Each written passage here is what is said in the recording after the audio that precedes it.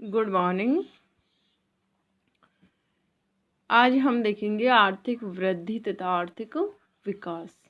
Second section आपके first paper का।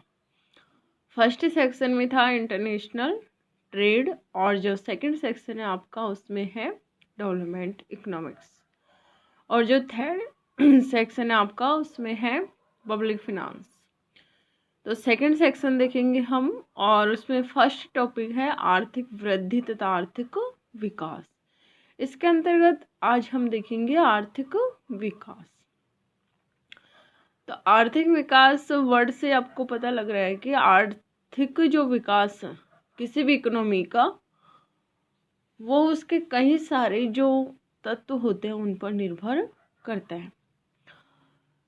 एक ये बहुत लंबी प्रोसेस है आर्थिक विकास और इसको अचीव करने में बहुत समय लगता है। आप जानते हैं कि भारत एक विकासशील देश है जबकि जो अमेरिका वगैरह है वो विकसित देश है, क्योंकि भारत 1947 में स्वतंत्र हुआ जबकि अमेरिका वगैरह 1789 में ही स्वतंत्र हो गए थे।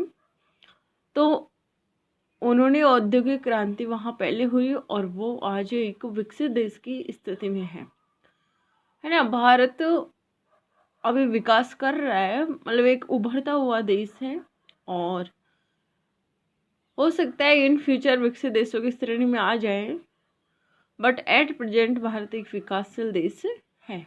और अभी जो विश्व बैंक ने न्यू डेफिनेशन जारी की है उसके अनुसार तो भारत निम्न मध्यम आय वाले देशों की श्रेणी में आ गया है। आर्थिक विकास के कुछ एक डेफिनेशन देख लेते हैं अर्थशास्त्रियों के अनुसार, जिसमें फर्स्ट है जी.एम. मायर के अनुसार आर्थिक विकास एक प्रक्रिया है जिसके कारण दीर्घ अवधि में देश की प्रति व्यक्ति वास्तविक आय में वृद्धि होती है। तो जी.एम. मायर क्या कहना चाह रहे हैं कि आर्थिक विकास एक प्रोसेस है ना। मतलब ऐसे नहीं है कि विकास आप एक साल में अचीव कर लेंगे, 2 साल में अचीव कर लेंगे। बहुत लॉन्ग टर्म प्रोसेस है और मतलब एक कंटिन्यू चलने वाला प्रोसेस है जिसके कारण दीर्घ अवधि में, समझ में आ रही बात, लघु अवधि की बात नहीं कर रहा है, ये दीर्घ अवधि की बात कर रहा है कि दीर्घ अवधि में देश की प्रति व्यक्ति वास्तविक आय पर कैपिटा रियल इनकम में वृद्धि होती है। तो इसने 3 बातें कही है। फर्स्ट, आर्थिक विकास एक प्रक्रिया है। सेकंड, इसने कहा कि लॉन्ग टर्म प्रोसेस है और थर्ड, इसके कारण पर कैपिटा रियल इनकम में वृद्धि होती है। इसी प्रकार माइकल पी टोडारो के अनुसार आर्थिक विकास की विशेषता ये है। फर्स्ट है बहुआयामी। बहुआयामी का मतलब है कि किसी एक क्षेत्र का विकास नहीं, जैसे कि सामाजिक ढांचे का अगर विकास हो रहा है तो सिर्फ उसी का नहीं, उसके अलावा सामाजिक, आर्थिक, राजनीतिक, सांस्कृतिक सभी प्रकार के जो भी ढांचे हैं उनका इकोनॉमी में विकास होना है ना। सेकंड, इसमें है प्रावैगिक प्रक्रिया है। ये प्रावैगिक का मतलब डायनेमिक प्रोसीजर और एक अर्थात है निरंतर चलने वाली प्रोसीजर और इसको कुछ मतलब कम समय में इसको अचीव नहीं किया जा सकता है। थर्ड, इसकी विशेषता माइकल पी टोडारो के अनुसार दीर्घकालीन प्रक्रिया है।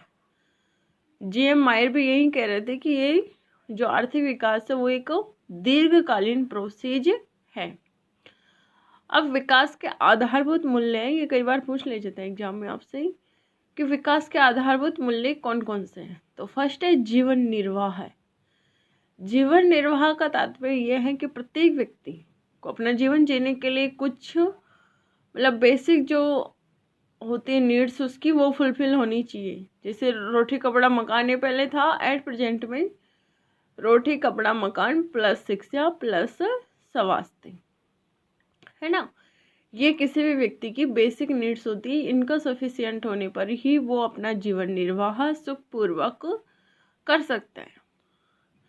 तो आर्थिक विकास की आधारभूत लक्ष्य मूल्य मतलब इसका जो मेन इसका आर्थिक विकास का कोर वैल्यू है वो है कि किसी भी व्यक्ति को उसके जीवन निर्वाह के साधन पर्याप्त रूप से उपलब्ध करवाए जाएं, जिससे कि वो अपने अपना बौद्धिक और आत्मिक विकास कर सके।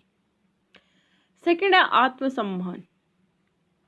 प्रत्येक व्यक्ति आत्मसम्मान के साथ अपना जीवन जीना चाहता है, अर्थात कोई भी व्यक्ति यह नहीं चाहता कि उसके समाज में कोई इमेज नहीं हो और वो ऐसे ही जी ले, है ना। प्रत्येक जो व्यक्ति होता है वो एक खुद का सेल्फ रेस्पेक्ट के साथ वो जीना चाहता है।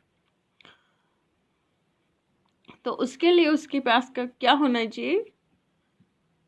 धन होना चाहिए, है ना। तभी तो वो अपनी जो बेसिक नीड्स हैं उनको आसानी से फुलफिल कर पाएगा और उसको किसी पे डिपेंड रहने की आवश्यकता नहीं होगी। थर्ड पॉइंट है स्वाधीनता। किसी भी व्यक्ति को जीवन जीने के लिए स्वतंत्रता बहुत अधिक आवश्यक है। परतंत्र व्यक्ति कहा गया है कि सोने के पिंजरे में कैद एक पक्षी के समान है, क्योंकि जब तक व्यक्ति अगर स्वतंत्र नहीं होगा, स्वतंत्र विचार नहीं आएंगे उसके माइंड में, तब तक वह कुछ नहीं कर सकता। ठीक है, तब तक वह उसी उलझनों में उलझा रहेगा और वो सोचेगा ये कर लूँ, पर वो नहीं कर पाएगा। तो विकास का जो आधारभूत मूल्य है वो है जीवन निर्वाह, आत्मसम्मान और स्वाधीनता। ठीक है, धन्यवाद।